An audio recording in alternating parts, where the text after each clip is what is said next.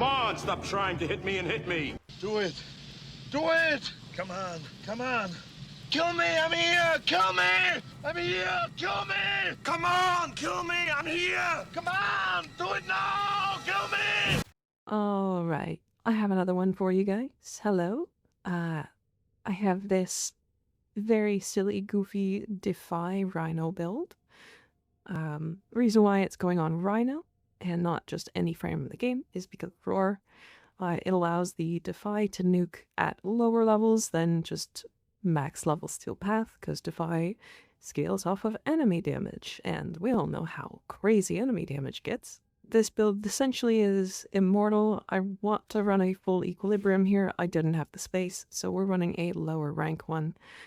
The shards I use are 3 strength Taus. I want to use 5. There are 2 armor ones in here from a previous build. 5 strength would be the best. We use a lot of Matter Riesling strength here to abuse our Roar strength, as well as the Dax circle for the plus 100. But the outcomes are basically the same. As you can see in the gameplay here, we are extremely capable of killing just about any enemy in the game with this, and the higher level they get, the more damage we do, which, I don't know about you, but that sounds funny, and I kind of love it.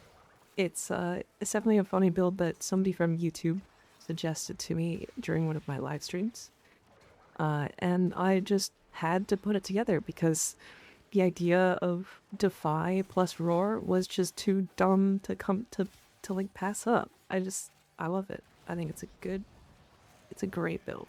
That being said, it surprisingly is actually very strong.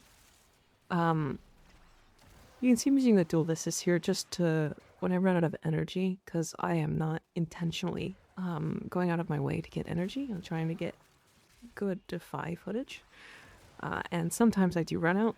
This is why I would like to max out the equilibrium. We also run energize in the build, so we're running double energy. That being said, you can see a couple of times during this footage that I stand underneath a jade beam, and those jade beams, oh boy, they go up to damage cap, so you can tell how much damage we do back to them. But there's a good number of times in this video where my Defy hits multiple millions on Retaliate. If you were not aware, Defy does do a strike at the end of it, and that strike is scaled off of how much damage you took. Surprise, we are taking as much damage as physically possible, especially with Jade Light Beams. Or with a Jade Light Beam, you can see our Defy is getting up to 50 million higher plus, and these are only level 200 enemies. So you could take this weirdly comfortably into Elite Temporal Archimedia, Elite Deep Archimedia, and it would actually be able to do those types of content, and in fact is weaker the lower level the enemies you fight, which is really funny. So try to fight higher level enemies with this build, is what I'm saying.